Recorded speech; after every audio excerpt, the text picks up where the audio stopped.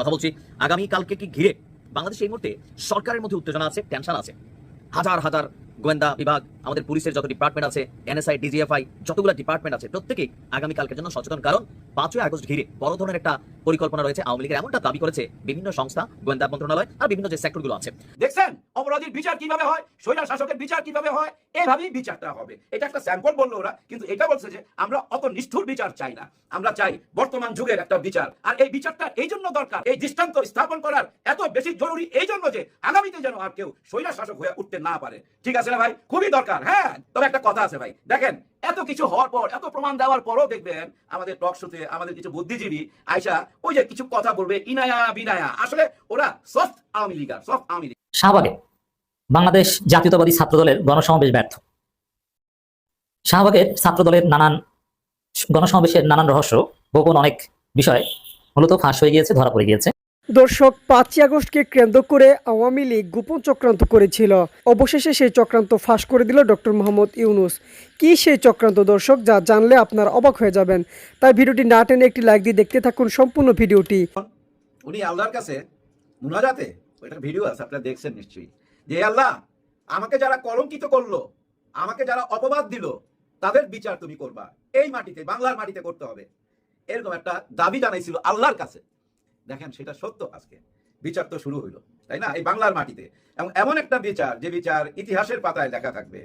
ভিতরে কি হচ্ছে আমরা বাইরে বসে দেখতে পাচ্ছি, প্রবাসী ভাই বোনেরা সবাই দেখছে, কিন্তু সরাসরি আজকে থেকে শুরু হয়ে গেল আমাদেরকে সঙ্গে নিয়ে গত 16 বছর কি কি হয়েছে সমস্ত প্রমাণ তো দেওয়াই আছে, শুধু এগুলো আবার তুলে ধরা, আমাদেরকে জানানো, জনগণকে জানানো। ওইখানে তো লাইভ ক্যামেরা চলতেছে ভাই, সারা পৃথিবী থেকে দেখতেছে, এবং উনিও দেখতেছে কিন্তু দিল্লি থেকে। হ্যাঁ, উনি নিশ্চয়ই আজকে মন ভৈরা দেখবে। এই বিচার ট্রাইব্যুনালেই কিন্তু আল্লামা সাইদি হুজুরের বিচার হয়েছিল। ওনাকেও ফাঁসি দিতে চাইছিল, দিতে পারে নাই। এর আগে আল্লাহ ওনার ইচ্ছা মতো নিয়ে গেছে। হ্যাঁ, ওনারা আর ফাঁসিতে ঝুলাইতে পারে নাই। আল্লামা সাইদি হুজুর ভাই যা বলে তা সত্য বলে ভাই, বিশ্বাস করেন। দেখেন উনি একটা টাইমে বলছিল জঘন্য কণ্ঠ পত্রিকা, কণ্ঠের মতো জঘন্য কণ্ঠে যুগান্তর পরিণত হোক, জাতি তা চায় না। যুগান্তরের রিপোর্টার কি রিপোর্ট করলেন আপনি যা লিখেছেন আমি তা পড়ছি। সাইদি বলেন এ সরকারকে জালিম সরকার আখ্যায়িত করে বলেন, আগুন নিয়ে খেলা করবেন না, বেশি বাড়াবাড়ি করলে পিটিয়ে দিল্লিতে পাঠাই দেবো। এই লক্ষ জনতা সাক্ষী দেন, সরকারকে পিটাইয়া দিল্লি পাঠাবে, কথা আমি বলেছি। আগুন নিয়ে খেলবেন না, তাহলে আপনাদেরকে পিটাইয়া দিল্লিতে পাঠিয়ে দেবো, এরকম নাকি বক্তব্য দিছে। উনি সবাই সামনে বলতেছিল যে আমি যেসব কথা বলি সবই তো রেকর্ড হয়, কোথায় এই প্রমাণ, কোথায় পাইলেন আপনারা প্রমাণ? আপনারা যে পত্রিকা দেখলেন এই প্রমাণটা কোথায়? একেবারে পত্রিকা নিয়ে মজলিসে সবাইকে দেখাচ্ছিল ভাই। দেখেন দেরিতে হইলো, কিন্তু সেই বিচারটা গতকালকে রাত্রে হয়ে গেল। পত্রিকার ভিতরে ওনারা নিজেরাই ভাই একটা ছোটখাটো অভ্যুত্থান করে ফেলাইছে। ওই পত্রিকাতে যেসব সাংবাদিকরা ছিল, ওই সাংবাদিক ভাইরা প্রতিবাদ করছে। কি প্রতিবাদ শুনবেন? কি প্রতিবাদ জানেন? ওনারা দেখতে পাচ্ছে গত 1 মাস বা আরো কিছু বেশি সময় ধরে ভারত থেকে কিছু লোকজন এই পত্রিকাটাকে কন্ট্রোল করতেছে। এবং এই যে আগস্ট মাস, এই আগস্ট মাস শোকের মাস, ওই যে 15ই আগস্ট বঙ্গবন্ধু, ওই শোকের মাস, এবং ওই শোকের মাস নিয়ে কি কি লিখতে হবে, কি কি করতে হবে, সবকিছুই নাকি কন্ট্রোল হচ্ছিল ওদিক থেকে। এটা দেখার পর তারা প্রতিবাদ করছে। মাস রাইতে তো ভাই রাস্তায় বাইরে হয়ে গেছে, এবং আপনারা দেখছেন লাইভ চলতেছিল, প্রতিবাদ চলতেছিল। এইভাবেই সব জায়গায় প্রতিবাদ চলবে ভাই। কারণ কি জানেন? এই পত্রিকার কিছু প্রবলেম আছে। ধরেন আমি একজন ধনী লোক, আমার 1000 কোটি টাকা আছে, আমার অনেক রকম ব্যবসা আছে, এর মধ্যে ধরেন আমার একটা ডায়মন্ড ব্যবসাও আছে। ওইখানে কিন্তু আমি ডায়মন্ড স্মাগলিং করি। আর এগুলো পত্রিকা আসে না কেন? কারণ আমি নিজেই 5-6টা পত্রিকার মালিক। আমার যখন বিজনেস চালু করছি তখনই আমি মাথায় নিয়ে নিছি 5-6টা পত্রিকা বাইর করবো। 5-6টা পত্রিকার মধ্যে 1000 লোক তো কাজ করবে, আর ওইখানে না হলে তো 200-250 সাংবাদিক আমার হাতের মুঠায় চলে আসবে। ওরা কি আমার বিরুদ্ধে লিখবে যে আমি ডায়মন্ড স্মাগলিং করি? কোনোদিনই লিখবে না। অন্য কেউ লিখলেও ওরা ডিফেন্স দিবে যে না, ওনাদের সমস্ত কাগজপত্র আছে, আমরা নিজেরা দেখছি। এভাবে কিন্তু মালিককে তারা বাঁচাবে না ভাই, বাঁচাবে। ধরেন আমি মালিক, আমার 5-6টা পত্রিকা, আমার এত ব্যবসা, আমার যে পণ্যগুলো এগুলো পাবলিসিটি আমি কোথায় করুম? আমার পত্রিকাতে কোনো অসুবিধা আছে? অন্য পত্রিকাতে দিতে হইতো, আমার টাকা দিতে হইতো, এখানে টাকা দিতে হচ্ছে না। চারিদিক থেকেই তো আমার লাভ, বুঝছেন না? এই যে একটা সিস্টেম, এই সিস্টেমটাকে কি ভাঙা দরকার না? একদম ভাঙা দেওয়া উচিত ভাই। একটা মালিকের 5টা-6টা পত্রিকা থাকবে কেন? 3টা-4টা চ্যানেল থাকবে কেন? এই পত্রিকার সংস্কারটাই সবচেয়ে আগে করা উচিত ভাই। হ্যাঁ, এই জায়গায় আগে সংস্কার করা উচিত, এবং এটাও হবে বললেই তো জনকণ্ঠে অফিসে এই প্রতিবাদটা হয়েছে। জেগে উঠতেছে না ভাই? জেগে উঠতেছে। দেখেন আগে তো এরকম জেগে উঠে নাই সাংবাদিকরা, এরকম প্রতিবাদ করতে দেখছেন? দেখেন নাই। এখন প্রতিবাদ হচ্ছে, তার মানে কি এই সিস্টেমটাকেও ভাঙতে হবে। সংস্কারের মধ্যে এই যে পত্রিকার মালিকদেরকেও আনতে হবে। একজন মালিকের এত পত্রিকা রাখা যাবে না। এত পত্রিকা রাখা মানে কি জানেন? ওই মালিকের সঙ্গে ওই যে স্বৈরাচার সরকার হাত মিলায় ফেলা, যে এর কাছে 6-7টা পত্রিকা আছে, এর হাতে রাখো, তাহলে সরকারের কোনো দুর্নাম আর পত্রিকায় আসবে না। আবার সরকারি ওই যে পাবলিসিটি পায়, বিজ্ঞাপনগুলো পায় সরকারি। দেখেন চারিদিক দেয় লাভ, 5 আঙ্গুলে ঘি। হ্যাঁ, যার জন্য গত সরকারের সময় দেখছেন না সাংবাদিকরা সামনে বসে চামচামি করতো, যারা ইসকা পাড়ায় আছে, জেলে আছে। যাই হোক, বিচারে চলে আসি। ভাই বিচার তো দেখেন শুরু হয়েছে, দৃশ্যমান হয়েছে না? ইউনূস স্যার বলছিল না দৃশ্যমান হবেই, দেখেন দৃশ্যমান হয়ে গেছে। আমরা তো আজকে দেখতে পাইলাম নিজের চোখে যে বিচার চলতেছে। আগামীকাল ওই পুলিশ অফিসার চৌধুরী মনির না কি যেন নাম, উনার কথা শুনতে পাবো আমরা আগামীকাল। এমনই তো শুনছিলাম এর আগে, দেখি না উনি কি বলে, সরাসরি তো দেখাইবার কথা। ভাই বিচার কার্য যখন শুরু হয়েছে যে একটা রায়ও চলে আসবে, বললাম না গত 1 বছর আগে থেকেই বিচারের কাজ শুরু হয়ে গেছিল, প্রমাণাদি সব দিয়া দিছে, অল অডিও ভিডিও সব জমা পড়ে গেছে ভাই। এখন শুধু বয়ান দিয়া আমাদের সঙ্গে নিয়ে, জনগণকে সঙ্গে নিয়ে বিচার করা, এটা কি বলে জনতার আদালত। হ্যাঁ, এই যে আন্তর্জাতিক বিচার ট্রাইব্যুনাল, এটার আরেক নাম জনতার আদালত, যেহেতু আমরা লাইফে সবকিছু দেখতে পাচ্ছি। দেখেন এদিক দিয়ে আরেকটু সুখবর আছে, এই যে আজকে শহীদ মিনার, এই শহীদ মিনার কিন্তু ছিল ছাত্র দলের অধীনে, ওদের মিটিং করার কথা ছিল, কিন্তু বোঝাপড়ার মধ্যে ওনারা সরে গেছে, ওনারা শাহবাগে চলে আসছে। এই জন্য নাহিদ ইসলাম কিন্তু ধন্যবাদ জানাইছে। আজকের আয়োজনের মধ্যে ভাই চরম সত্যি কথা, শাহবাগে ভাই জনতা স্রোত ছিল। ছাত্র দলের এত ছাত্র আগে আমি দেখি নাই, কিন্তু ছাত্র দল যেভাবে অ্যারেঞ্জমেন্ট করছে এনসিপি ততটা করতে পারে নাই। এর পিছনে কারণ কি? এর আগে শুনছিলাম আমি শিবিরের সাথে একটু গ্যাঞ্জাম লাগছে তাদের, ওই এফেক্টটা পড়লো কিনা খেয়াল করে দেখেন তো। নরসিংদীতে যেভাবে দেখছি আয়োজন, হায় ওই আয়োজনটা তো দেখলে ভালো লাগতো। এই যে নরসিংদীতে এনসিপি গেল, বিশাল আয়োজন ছিল তো, বিশাল, ওরকম একটা বিশাল আয়োজন কিন্তু আজকে ছিল না। শাহবাগের মঞ্চ থেকে এবং শহীদ মিনারের মঞ্চ থেকে যে কথাগুলো বলা হয়েছে, সব কথাগুলা একটা সাইডে রেখে একটা কথা আমি সামনে নিয়ে আসতে চাই, সেটা হচ্ছে গত সরকারের বিরুদ্ধে দুইটা দলই একই জায়গায়, অর্থাৎ ফ্যাসিবাদের বিরুদ্ধে দুই দল একই জায়গায় অবস্থান। এই ব্যাপারটা আমার কাছে ভালো লাগছে। বিএনপি তো ভাই 16 লক্ষ মামলা ছিল, 60,000 আসামি ছিল, বা এর চেয়ে বেশি ছিল ভাই। যারা ঘরে ঘুমাইতে পারে নাই, দৌড়ের উপরে ছিল, তারাই তো জানে 16টা বছর কিভাবে কাটাইছে। তার মানে কি এতদিন পর আমরা আইসা ফাইনাল হইলাম যে স্বৈরাচার শাসকের বিরুদ্ধে বাংলাদেশের সব দল। এখন দেখেন রাজনীতি করতে গেলে দ্বিমত কথা হবে, এর বিরুদ্ধে বলবে, এর বিরুদ্ধে বলবে, এগুলো কোনো ব্যাপার না। একটা ব্যাপারে তো এক জায়গায়, তাই না? দেখেন আন্তর্জাতিক বিচার ট্রাইব্যুনালে আজকে দেখতেছিলাম, বলতেছিল এই ইংল্যান্ডে কোন একজন স্বৈরাচার শাসক ছিল আজ থেকে 800-900 বছর আগে। তার বিচার কিভাবে হয়েছে শুনবেন, গা শিরে উঠে ভাই। ওই লোক বিচারের আগেই মইরা গেছিল, বুঝছেন, কবর দেওয়া হয়ে গেছিল, কিন্তু বিচারের রায় কি হয়েছে জানেন? ওকে আবার কবর থেকে তোলা হোক, ওকে কবর থেকে তুইলা আবার ফাঁসি দেওয়া হয়েছে। তারপর ওর মাথার খুলির মধ্যে রড ঢুকেছে, রড ঢুকায়া শহরে ঝুলাই রাখছিল, 20 বছর ঝুলাই রাখছিল। তারপরে বুঝছেন ওই যে বাতাস লাগতে লাগতে হাওয়ায় ক্ষয় হইতে হইতে আর কিছুই ছিল না, যেটুক ছিল ওইটুক কবর দিছে। দেখছেন অপরাধীর বিচার কিভাবে হয়, স্বৈরাচার শাসকের বিচার কিভাবে হয়, এভাবেই বিচারটা হবে। এটা একটা স্যাম্পল বললো ওরা, কিন্তু এটা বলছে যে আমরা অত নিষ্ঠুর বিচার চাই না, আমরা চাই বর্তমান যুগের একটা বিচার। আর এই বিচারটা এই জন্য দরকার, এই দৃষ্টান্ত স্থাপন করার এত বেশি জরুরি এই জন্য যে আগামীতে যেন আর কেউ স্বৈরাচার শাসক হয়ে উঠতে না পারে। ঠিক আছে না ভাই? খুবই দরকার। হ্যাঁ, তবে একটা কথা আছে ভাই, দেখেন এত কিছু হওয়ার পর, এত প্রমাণ দেওয়ার পরও দেখবেন আমাদের টক শোতে আমাদের কিছু বুদ্ধিজীবী আইসা ওই যে কিছু কথা বলবে ইনায়া বিনায়া, আসলে ওরা সফট আওয়ামী লীগার, এদের হাত ধরেই হয়তো একদিন আওয়ামী লীগ আসবে। এরাই বাঁচায় রাখবে আমাদের মাঝে, বাঁচায় রাখুক ভাই। যার যে কাজ করুক, এই সরকারের সবচেয়ে বড় গুণ কি জানেন?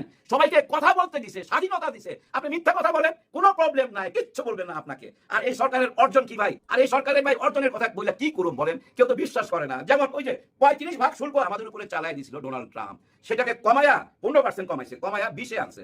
20-এ আনার পর আপনারা খুশি হবেন না?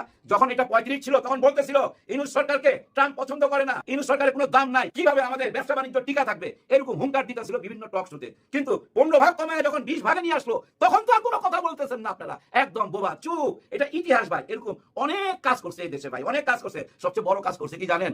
গত 1 বছরে তো কয়েক লক্ষ কোটি টাকা এই দেশ থেকে পাচার হয়ে যেত, সেটা হয় নাই, রিজার্ভে হাত দিতে হয় নাই। বিদেশি ভাইরা ভাই বোনরা সমানে টাকা পাঠাইতেছে, ডলার পাঠাইতেছে, রেভিনিউস বাড়তেছে, রিজার্ভ বাড়তেছে ভাই, দেশ ভালোর দিকে আছে, আরো ভালো দেখতে পাবেন। একটুখানি বিশ্বাস আনেন, বিশ্বাস আনতে হবে। 54 বছর তো দেখছেন ভাই, নির্বাচন কইরা ভোট নিয়া সরকার আইছে, ওইসব সরকাররা কিভাবে দেশ চালাইছে। আর এই সরকার বিপ্লবের মাধ্যমে আইছে ভাই, 3 মাসের জন্য আসে নাই যে ভোট দিয়া চলে যাবে তত্ত্বাবধায়ক সরকার, তা তো না। এটা একটা বিপ্লবী সরকার, যেটা আপনারা 5 তারিখে জুলাই ঘোষণাপত্র থেকেই বুঝতে পারবেন। হ্যাঁ, জুলাই ঘোষণাপত্র মানেই তো নতুন বাংলাদেশকে মেনে নেওয়া, তাই না ভাই? এবং এটাই হওয়া উচিত। দেখেন ভাই ব্রাদার, ইতিহাসে কি কোনো একটা কাহিনী লেখা থাকে? অনেকগুলো কাহিনী নিয়ে, সত্য ঘটনা নিয়ে একটা ইতিহাস হয়। 47 এই ইতিহাসের একটা অংশ, 71 সাল আমাদের স্বাধীনতা, ওইটা ইতিহাসের একটা অংশ, এই 24 এটাও তো একটা ইতিহাসের অংশ। এই অংশগুলো নিয়েই তো একটা পূর্ণাঙ্গ শাহবাগের ছাত্র দলের নানান গণসমাবেশের নানান রহস্য, গোপন অনেক বিষয় মূলত ফাঁস হয়ে গিয়েছে, ধরা পড়ে গিয়েছে। সব বিষয় একত্র করলে বলা যায় যে এই গণসমাবেশ ব্যর্থ। এই গণসমাবেশ বিএনপি ছাত্রদল এগুলো আলাদা কিছু না, এগুলো তো একই।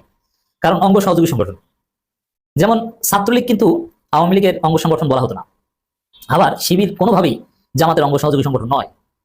কিন্তু ছাত্রদল কনস্টিটিউশনালি তাদের গঠনতান্ত্রিকভাবে বিএনপির অঙ্গ ও সহযোগী সংগঠন, যাই বলেন না কেন, ভ্রাতৃপ্রতিম বা এগুলো কিন্তু নয়, এটা আইনের লঙ্ঘন ছিল।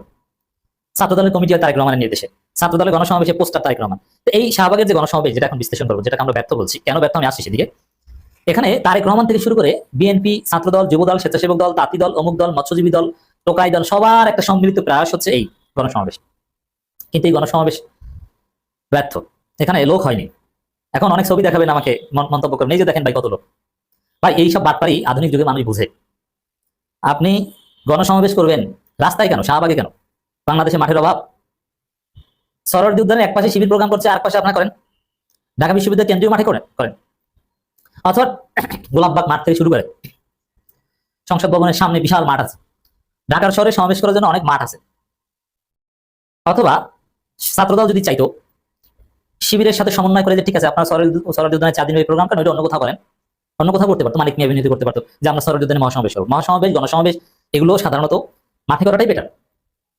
আপনি রাস্তায় কেন করেছেন? এটা তাৎপর্য কি একটু বলেন না? এটা তাৎপর্য হচ্ছে ধান্দাবাজি। সেটা হচ্ছে আপনি যদি মাঠে সমাবেশ করেন তাহলে তো স্পষ্ট দেখা যাবে যে কত লোক। সরোয়ার্দী উদ্যানের এক পাশে করলেই দেখা যাবে যে লোক অল্প কিছু লোক, স্পষ্ট তাকালেই বোঝা যায়। আর রাস্তা তো ছোট রাস্তা, 200 জন হলেই রাস্তা পড়ে যায়। তখন বিশাল বিশাল ছবি তুলে দেখানো যায়, এই যে দেখেন মাইলের পর মাইলে আমাদের সমাবেশ, অথচ সব মিলে লোক নেই মানে 1 লাখ। ছাত্রদলের সমাবেশে কত লোক হয়েছে? তাদের উদ্দেশ্য ছিল অনেক লোক হবে, 60-70 হাজার লোক হয়েছে কিনা সন্দেহ আছে। 50 হাজার লোক হলে তাতেই আলহামদুলিল্লাহ। অথচ সারা দেশ থেকে লোক এসেছে। এবং লোক এসেছে কারা? বিভিন্ন কিছু ভাইরাল হয়েছে, এক একজনের দাড়ি পেকে গেছে, চুল পড়ে গেছে, বেশিরভাগের মাথায় টাক, প্যাট মোটা, দাঁত নড়ে গেছে। গণমাধ্যম জিজ্ঞেস করছে আপনি কি ছাত্রদল নেতা? বলে হ্যাঁ ছাত্রদল নেতা, সুনামগঞ্জ থেকে এসেছি। তারপর তো বয়স মনে হয় দাড়ি চুল পেকে গেছে, বলছে আমি ছাত্র, আমি একটা ইউনিটের সেক্রেটারি। এই হচ্ছে ছাত্রদলের গণসমাবেশের রহস্য। আর এক ছেলেকে জিজ্ঞেস করেছে তুমি কিসে পড়ো বাবা? যে এইটি পড়ি। তো ছাত্রদলের গণসমাবেশ আসলে প্রকৃত ছাত্র নাই, এটা হচ্ছে তাদের প্রকৃত ব্যর্থতা। অরিজিনাল ছাত্র ওখানে আপনি সব মিলে 10,000 পাবেন না। এর মানে আসলে ছাত্র বলতে যা বোঝায় সারা দেশ টুকিয়ে তারা 10,000 হাজির করতে পারেনি, বাকি সবাই ভাড়াটিয়া। কারো বয়স 50 বছর, 60 বছর, কেউ পরে 80 ধরে নিয়ে এসেছে টাকা পয়সা দিয়ে। কিন্তু অরিজিনাল ছাত্র 5,000, 6,000 এর চেয়ে বেশি। ওখানে যদি ধরলাম 50,000 লোক হয়েছে, তার মধ্যে ছাত্র হচ্ছে 5-7 হাজার, আর বাকিগুলো সব ভাড়াটিয়া, অছাত্র বা বিএনপি লোকজন। এই হচ্ছে তারেক রহমান, মির্জা ফখরুল সবার সম্মিলিত প্রয়াসের ফল। এরা জানতো যে ছাত্র দলের খাওয়া নাই। সাধারণ প্রকৃত শিক্ষার্থীরা যারা ইন্টারমিডিয়েট, সাধারণত ছাত্র রাজনীতি এসএসসির পর থেকে মাস্টার্স পর্যন্ত, আর মাস্টার্স শেষ করার পরে অল্প কিছু স্টুডেন্ট ছাত্র রাজনীতি করতে পারে, যারা ডাবল মাস্টার্স করছে, পিএইচডি এমফিল করছে। আর পিএইচডি এমফিল করে এরা ছাত্র রাজনীতি করবে, এটা ফাও, ওটা লোক দেখানো ভর্তি।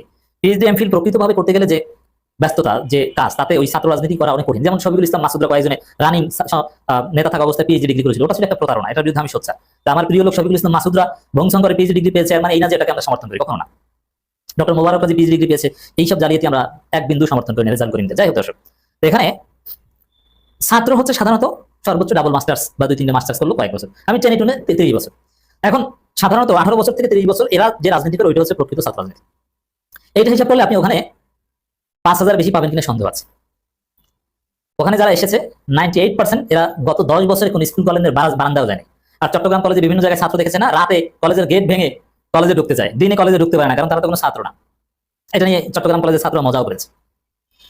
তো এরা জানে যে আসলে ছাত্রদের সমর্থন পাওয়া যাবে না, এই জন্য সরু গলিতে রাস্তার উপর সমাবেশ করেছে, এক পাশ ফাঁকা রেখে, যাতে দেখানো যায় যে অনেক লোক, এবং কৃত্রিম হাইপ তুলেছে। এই যে দেখেন কৃত্রিম হাইপ কি, নগরবাসীর ভোগান্তির জন্য দুঃখ প্রকাশ করেছে। আরে ভাই, যে কজন লোক এসেছে কি ভোগান্তি? জামাতের 19 জুলাই মহাসমাবেশে একটা জেলা থেকে যে লোক এসেছে, আপনার সেই লোক হাজির করতে পারেনি। কৃত্রিম হাইপ দেখে লাভ নাই, ছাত্র দলের যুগ নেই।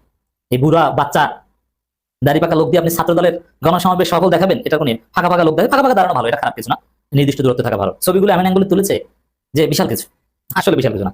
ছাত্র দলকে রুখে দেওয়ার ক্ষমতা। দর্শক, সম্পূর্ণ ভিডিওটি দেখলেন, আশা করি বিষয়টি বুঝতে পেরেছেন। এ নিয়ে আপনার গুরুত্বপূর্ণ মন্তব্যটি অবশ্যই কমেন্ট বক্সে জানিয়ে দিবেন। ধন্যবাদ।